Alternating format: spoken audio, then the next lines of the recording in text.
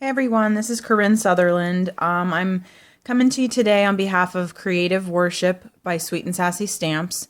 If you missed the announcement, we have launched a brand new line of Bible journaling stamps called Creative Worship.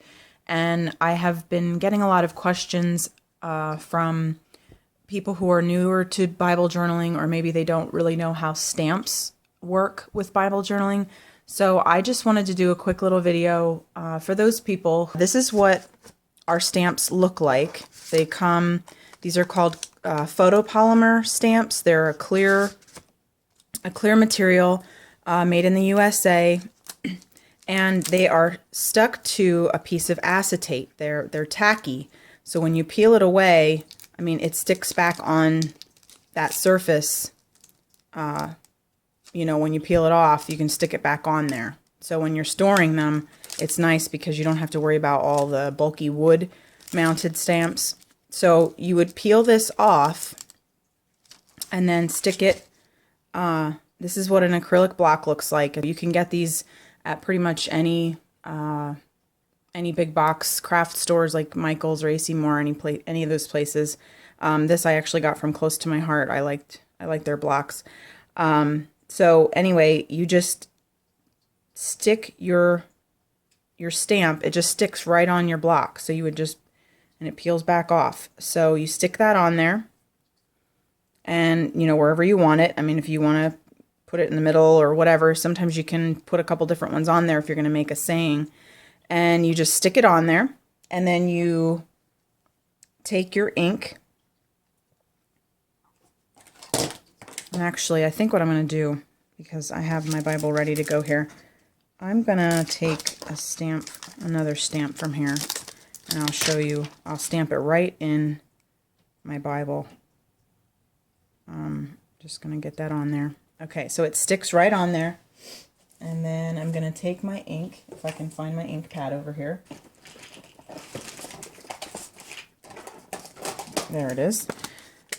Okay, so this is my ink pad. And I'm going to ink up my stamp. And I do this by tapping on my ink pad. I don't mush it in there. You don't push down. You don't want to press it in there and then push really hard, because then you're going to get ink all in places where you don't want it, and it's harder to clean your stamp. So just lightly tap it. If you have a larger image, maybe say like a bigger background type of an image, it's actually better to pick up the ink pad and tap the ink pad directly onto your stamp like this to get better coverage of your ink. So anyway, that's just a little tip for you. And then I'm just going to come right into my Bible, and I'm just going to stamp. And so you make sure you have a good amount of pressure on there. You're putting even pressure, and then you lift, and there it is. So now I will tell you as well, with ink, when you're stamping on thin pages like this, like in your Bible, most inks are going to bleed through a little bit. Now you can see here, it didn't really bleed through. It just left like a ghost, sort of a ghosting, like a shadow of the image. So what you can do is prepare your pages ahead of time, prep them ahead of time by using some kind of like a gesso or some other kind of medium, like maybe acrylic paints or something.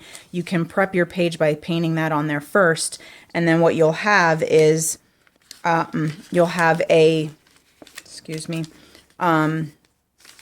base for your stamps, and then you won't have the bleed through. Like you can see on this page on the back of here, I prepped it first with the gesso and then stamped over top of that.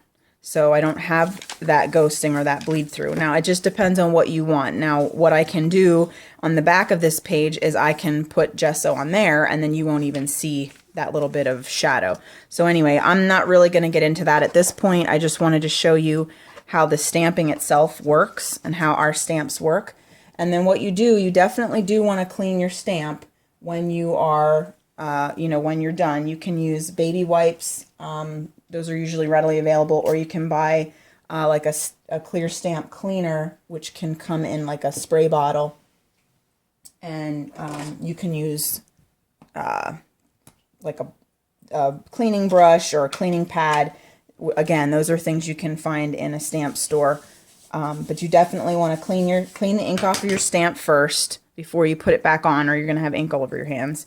So then peel it off once it's clean, and you can stick it right back on.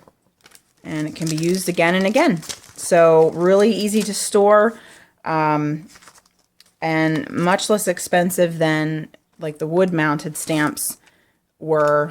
And just in case you're wondering, the ink that I use is VersaFine Onyx Black. All right, you can also find this at most big box stores like Michael's and things.